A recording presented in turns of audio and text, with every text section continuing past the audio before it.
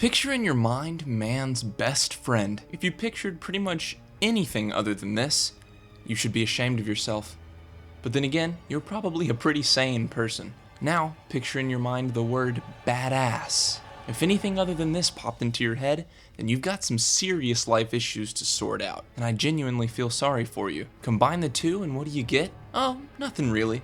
Just one of the coolest and most original duos of all time. Berserk's armor and the Beast of Darkness. Truly a terrifying piece. Welcome to Berserk Explained, Berserk's Armor and the Beast of Darkness edition, forged hundreds of years ago. Perhaps one of many. This magical armor is of dwarven origin, made to grant the wearer the removal of mental limits, the absence of pain. In fact, the armor even allows the user to act at full capacity until their last bit of blood leaves their body. The armor spikes into the wearer's bones, holding broken limbs together. There's no healing involved with this cursed armor, so indeed once the user is finished fighting, whatever injuries he or she received in battle will remain. The armor does repair itself though, further demonstrating its amazing durability. Its eyes glow and give the user an odd but increased sense of vision. The wearer also seems to be able to use fake limbs as if they were real again. Wrath is the only emotion that seems to shine through because of the vicious, ominous flow of ode present in the armor. The armor seems to adopt the wearer's inner emotion, persona,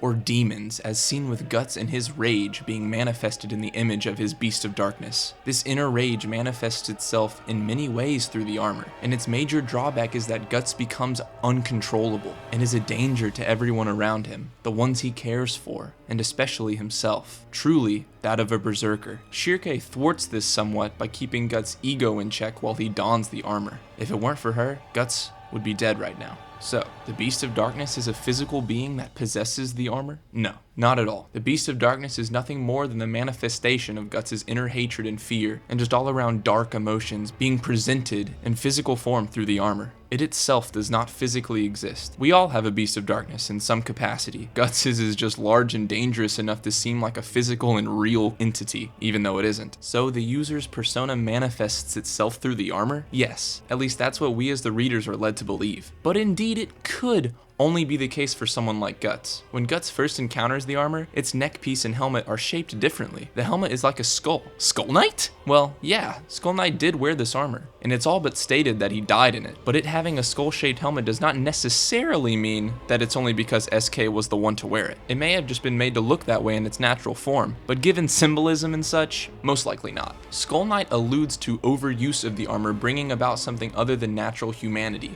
and probably has a lot to do with the reason Skull Knight exists as he does today. Zod knew Skull Knight in the time that he wore the armor, so perhaps even Zod is older than we're initially led to believe. Anyway, Guts' Beast of Darkness already has more influence over Guts than the average person's inner demon, so when it's given an outlet to show itself, it takes it with full force. The armor leaves lingering effects on the wearer, dulling the senses. Perhaps a small price to pay for such a boost in potential. And that about does it for the bulk of the Berserk's armor and the Beast of Darkness. The dog isn't real, pain means nothing, the armor holds you together, and if you don't got some major mental help, you're probably gonna die. But not before you kill all of your friends because of the ferocious ode within the armor, fueled further through your own rage. A little piece of trivia. While the Berserk's armor appears around 10 volumes after the Beast of Darkness was revealed, they were thought of around the same time in the story. Pretty cool to think that Miura planned that far ahead. Okay, here's a few quick questions and answers. Can Guts use his cannon arm while in the armor? Yes. The armor is magical and can move about his body at will. How can Shirke keep Guts from going berserk? She slips her consciousness into the astral realm in order to meet with Guts' ego, and she keeps him tied to the real world that way. Why is Guts the slightly white swordsman now? His hair change came from the immense stress that the Berserk's armor had on him at the time. Can the armor be removed? Yes, but it may be difficult if the bones of the user are severely broken, since the armor will have pierced through them in several places. How old is the armor? Vary, but presumably at least around the age of Skull Knight, for he almost definitely still had a corporeal body when he wore the armor. So we know Skull Knight wore it at some point, but was he the last one to use it before Guts? Maybe, and I'll say probably, but we don't know for sure. What are dwarves? Just a type of elf. Thanks guys, let me know other explanations you people would like to see, or if you had other questions on this topic. Bye bye, Berzoingos.